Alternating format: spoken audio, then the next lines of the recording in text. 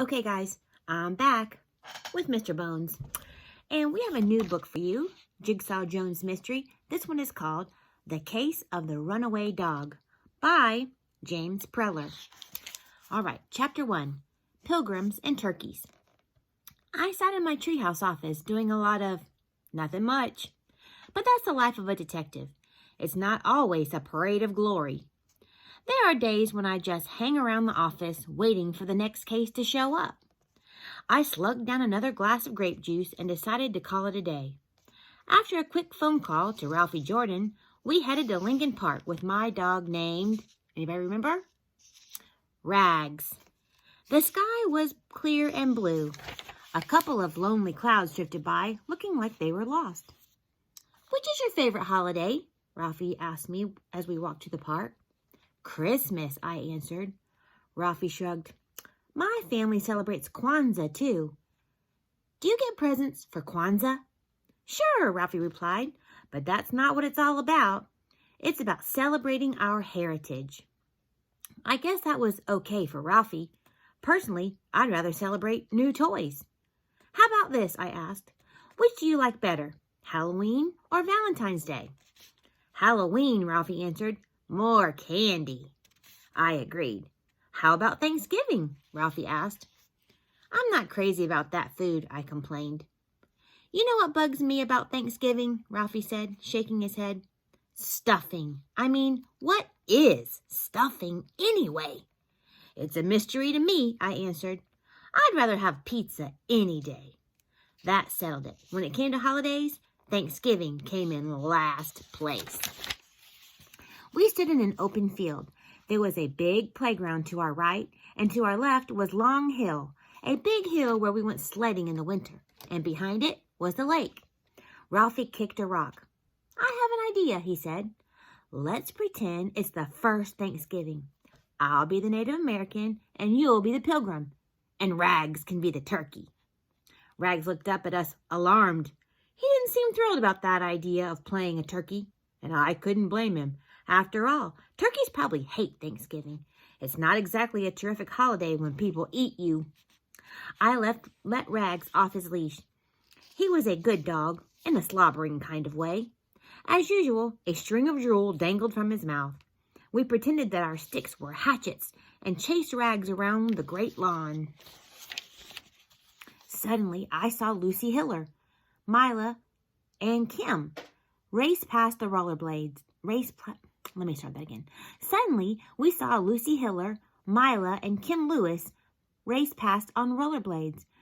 Crash! Kapowie! They had a giant smack-up. All three of them were all tangled in a knot. Ralphie and I raced over to make sure everyone was okay. The girls were laughing like crazy hyenas. It was a good thing they wore helmets and pads, because no one got hurt. After we talked for a while, I looked around and asked, "Hey, anybody seen Rags?" Chapter 2, The Search for Rags. "Here, Ragsy. Here, boy. Here, boy." "He's probably chasing a squirrel or something," Lucy offered. "My dog does that all the time." I shook my head. The only thing Rags chases is a free meal." Ralphie frowned. "Maybe we shouldn't have been chasing him with sticks." I put my hands to my mouth and bellowed, "Rags! Come, Rags! Come!" Nothing. Mila patted me on the back. She was my partner and best friend. "Don't worry, Jigsaw. He has to be around here someplace." "What kind of dog is he again?" Kim asked. "A Newfoundland," I said. "Gray and white. Just a big, hairy dog." "Does he have a collar?" "Yes," I answered. "And dog tags, too." That was the good news. If somebody found Rags, they could read our phone number and address on his tags. Then we split up. Ralphie and I climbed the hill to search the trees. The girls did a loop around the park. On top of the hill, Ralphie and I could see in all directions. We saw a few people, but no dogs. "This isn't like Rags," I told Ralphie. "He'll wander sometimes, but Rags always comes back." I pointed down toward the lake. "Let's see if anyone down there has seen him." We talked to a man who was fishing from a rock. He hadn't seen anything. We talked to a lady with a baby. They were throwing bread into the water, feeding the ducks. They hadn't seen Rags either. Maybe he wandered home, Ralphie suggested.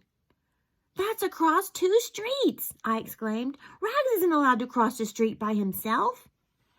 Now I was getting nervous. What if Rags did wander off? What if he got hit by a car? What if he just ran away? Rags! I called out desperately. Come on, boy! Ralphie pointed to a group of teenagers. Hey, I know that girl. She lives across the street from me. That's Earl Bartholomew's sister, Carrie. The teenagers were hanging out at the edge of the lake, and they were doing what teenagers do best, just standing around, trying to look cool. Oh, brother. A girl with short black hair and a green jacket nodded hello. It was Carrie Bartholomew. Hey there, Ralphie, she said, pushing him playfully. Beautiful day, isn't it? Well, it used to be, Ralphie said, until Jigsaw lost his dog. Carrie looked at me and frowned. Carrie told us she hadn't seen any stray dogs. We just got here, though, she explained. Suddenly, Lucy Hiller, curly